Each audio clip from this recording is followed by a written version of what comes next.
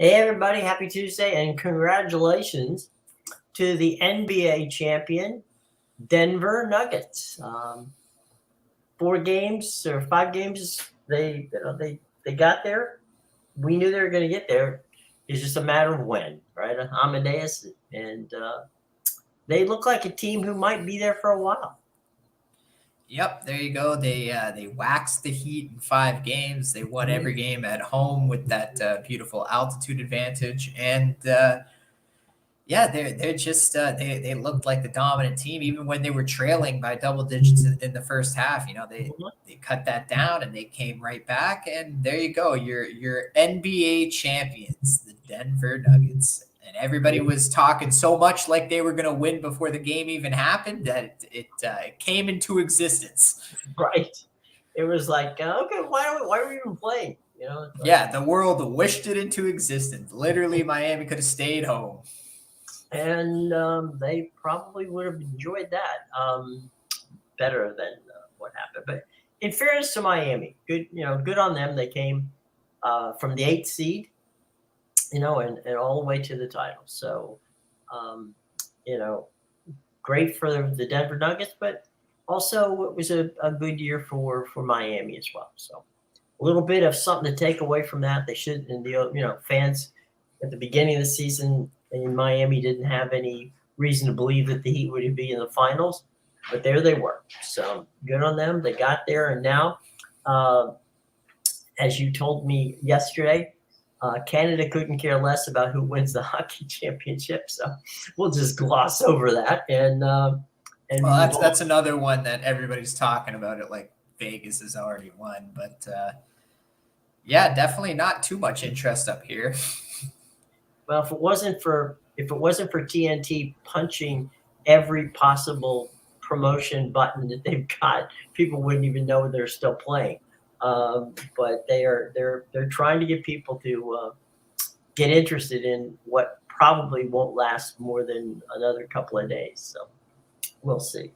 But anyway, some soccer this week of interest. You were talking in our pre-show that some things that we should be looking for. It won't be for today, but it'll be definitely for tomorrow.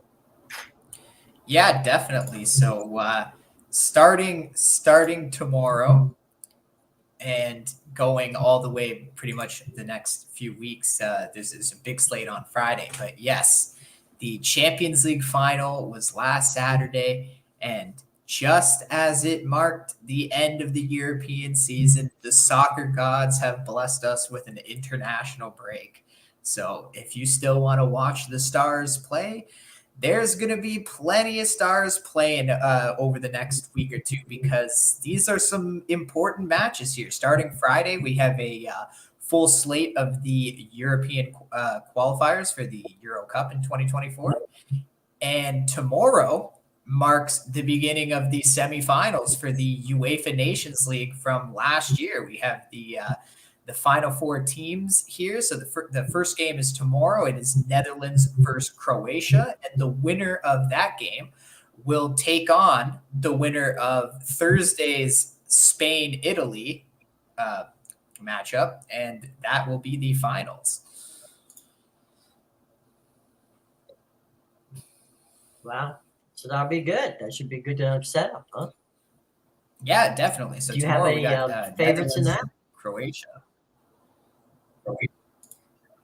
Yeah, they don't like. Yeah, so Italy was definitely one of the stronger teams last season.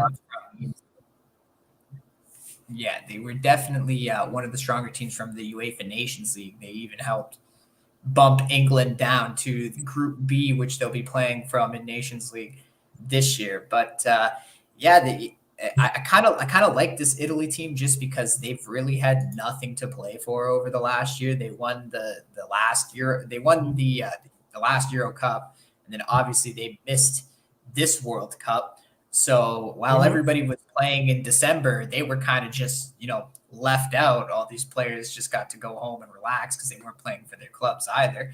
So yeah, this kind of gives them a little chance to make amends and bring home some silverware with a big win here. So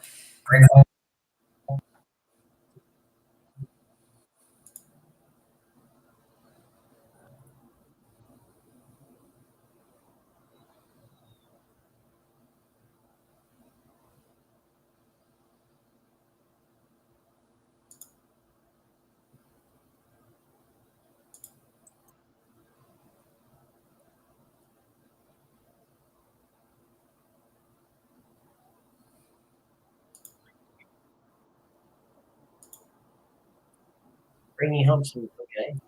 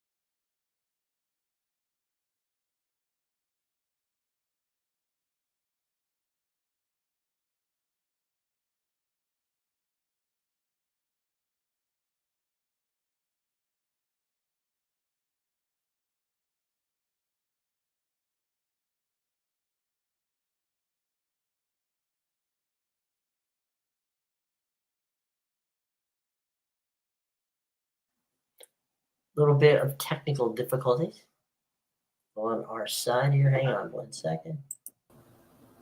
Oh, there you go. Yes, my internet is not being kind today. It's a bad internet day, so we'll speed things up here quickly, just to make sure we get everything in. So all right, we've got that coming tomorrow. I don't know. Let's move just for a second over to baseball. Last night, the Angels took on the Texas Rangers, and um, it was a show for the showman himself. Ohtani went off.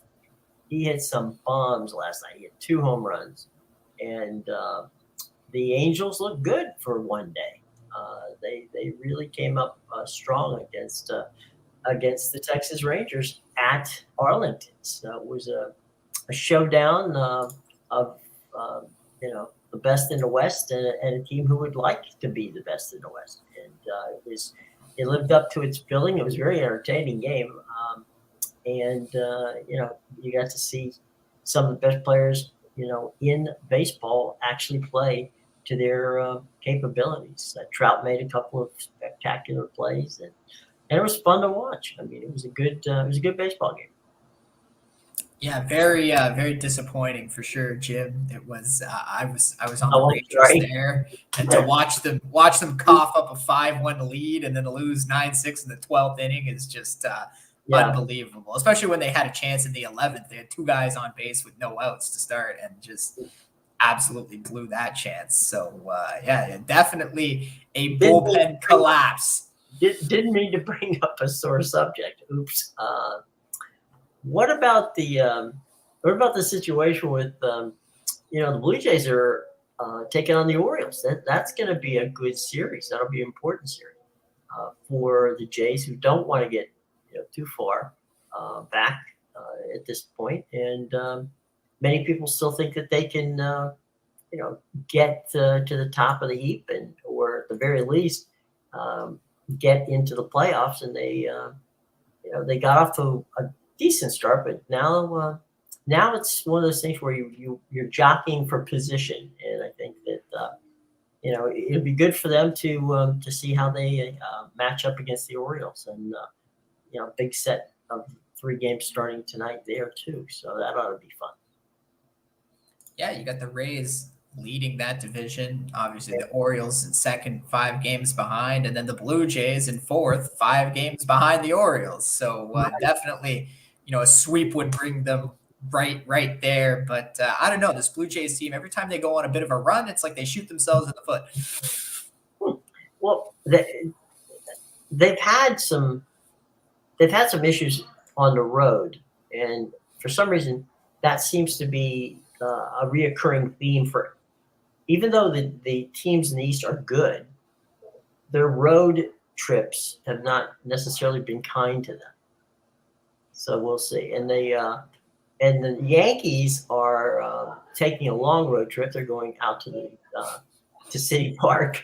They're going the 8 miles from City Park to from the Bronx to City Park. And Scherzer's pitching tonight for the Mets. So we'll see how that works out. Yeah, that one's a longer drive for them than it would be to fly out to California.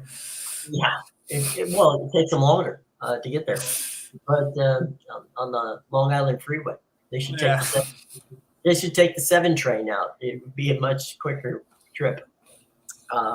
Yeah, it's it's going to be some fun. There's some fun matchups this week in baseball, and you know we don't always get them. We sometimes are wondering how did these two teams play each other.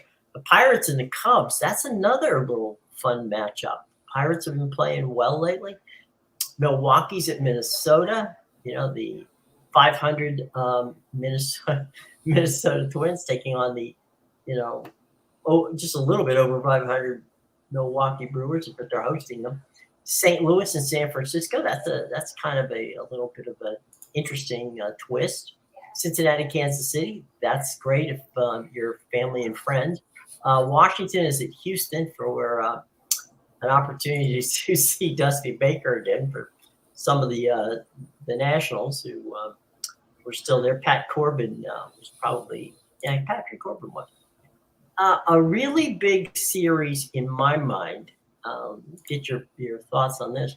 Cleveland is at San Diego, and if San Diego is going to do something, this would be about the time to start.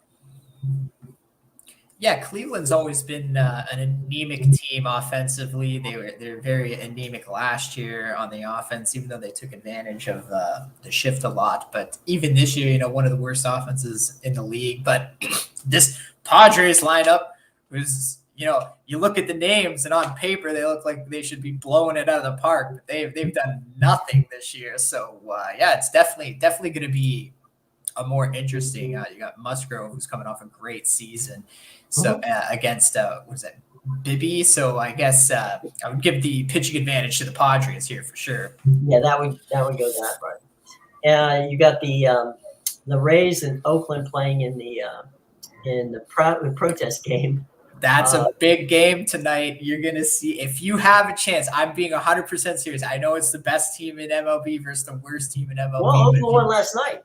Yeah. Well, if you have a chance, just tune into this game because the Oakland A's are supposedly going to have a sold-out stadium tonight. Tonight is the reverse boycott. They're handing out T-shirts to the first 7,000 fans that get in the building. This isn't a ballpark thing like with the bobbleheads. This is just the guy who organized it, handed T-shirts and handed them out. You gotta have to do it in the parking. Well, I don't even know if he could do it in the parking lot. I guess he can. Yeah, it's definitely going to be interesting. I don't know how, because obviously, they can't get the permission from the ballpark to do this. Sure. The A's are going, oh, great promotion. Why not? Yeah, that's it.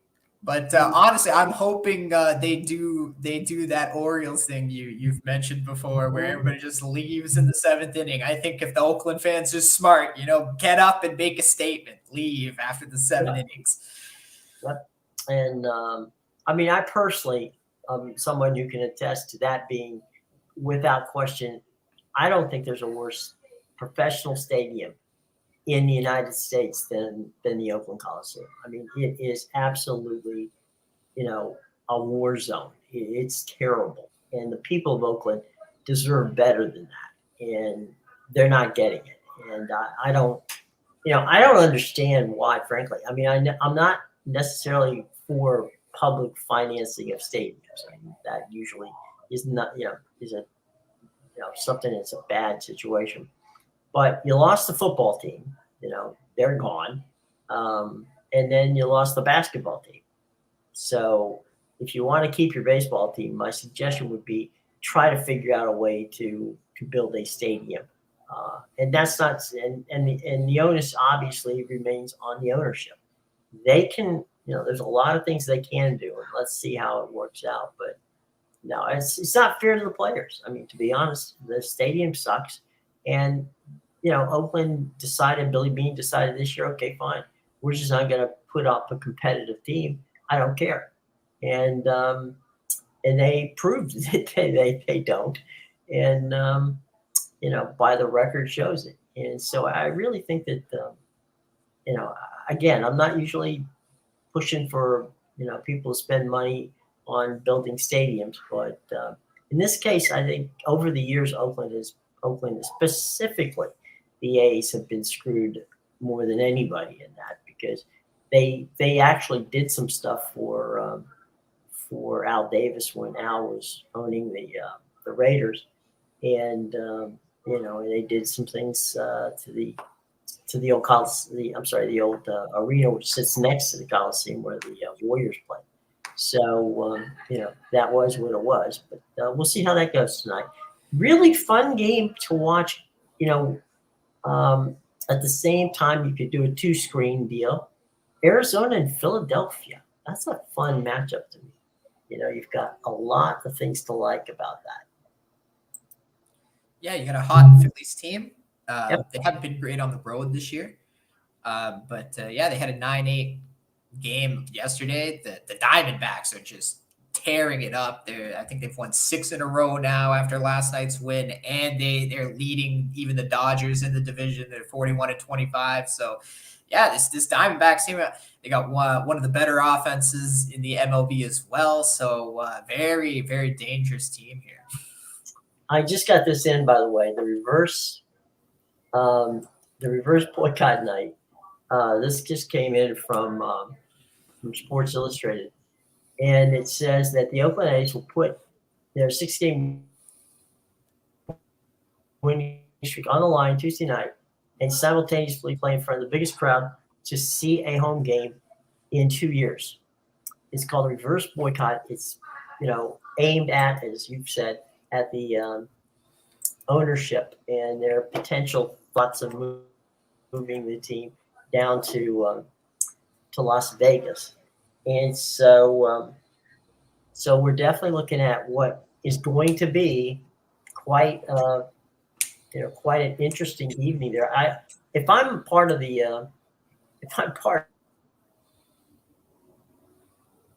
Oakland ownership group, I'm not going to really show up to this game tonight. I think that would be a bad idea.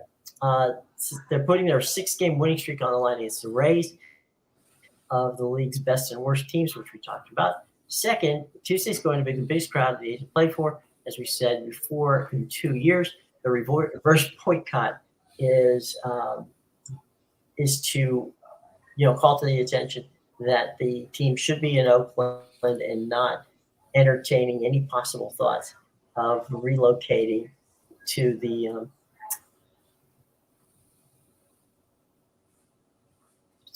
Las Vegas. So, absolutely, tonight's the night, buddy. Yeah. It'll be. Yeah, I agree with you. I mean, that's going to be something to watch.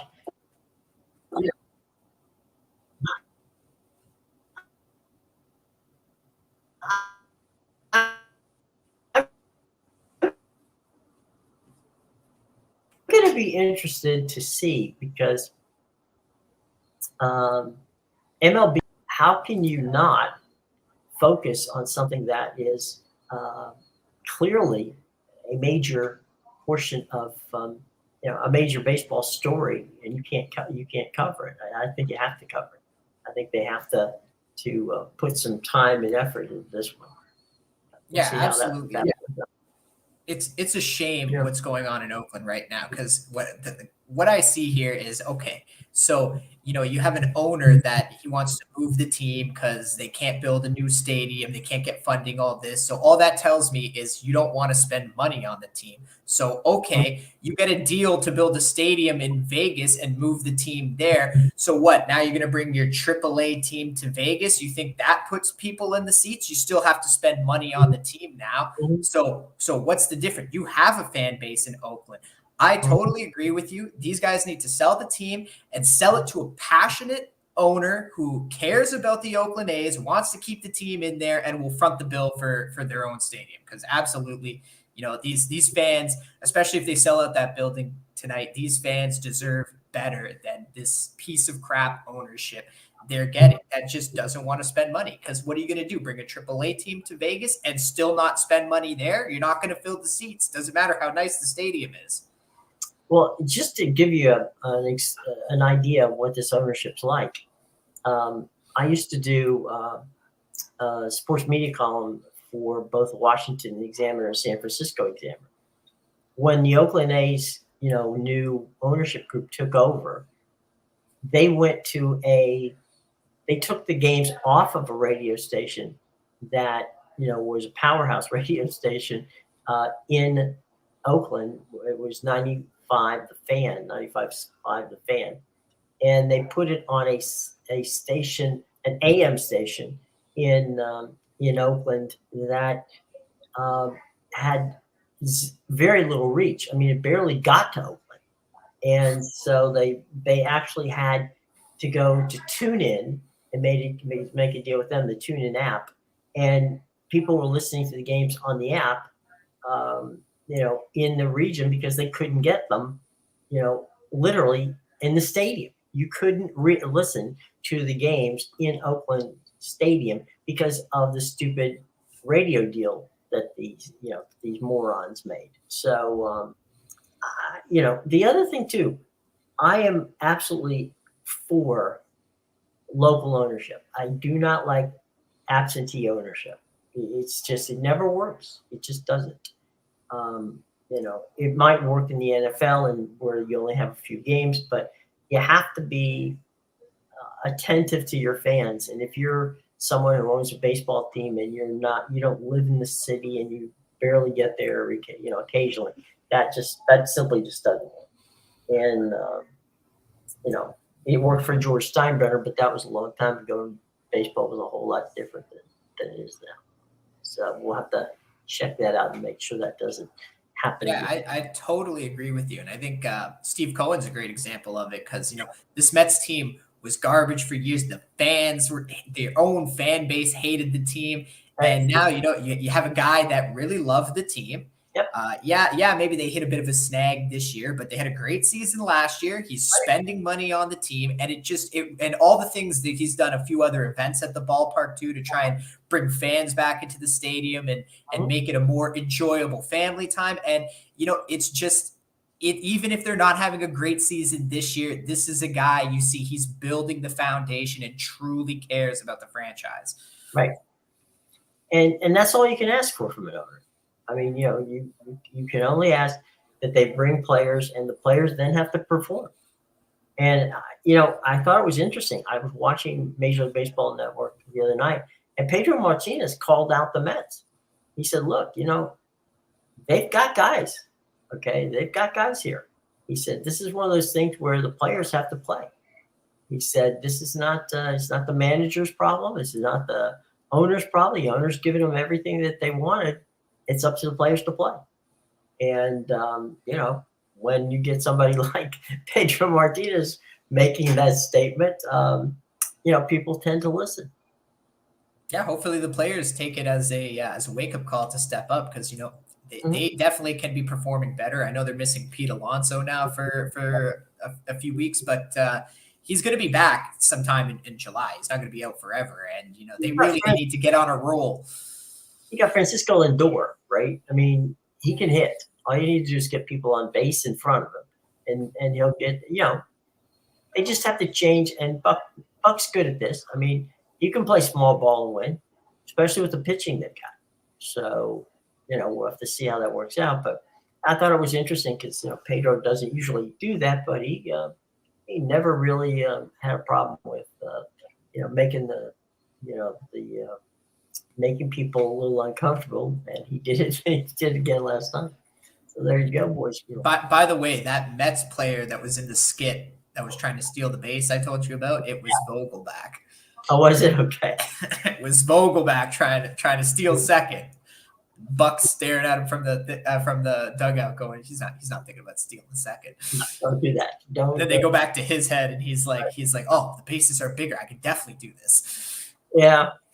I saw where Trey Turner said the other day that he made a head first slide into second base, and he said he said his hand hit the bag, and when he hit the bag, he goes, I couldn't believe it was that big, because he didn't realize how big it was until he slid into it head first and said, wait a minute, my hand feels like, I was expecting, another 5 or 6 inches to get to the bag, and I'm there already. He did say one thing which was interesting. He said it's harder. He goes, it's bigger, which is good, but he says for some reason, because of the top of the bag, right, it's harder to hold on to.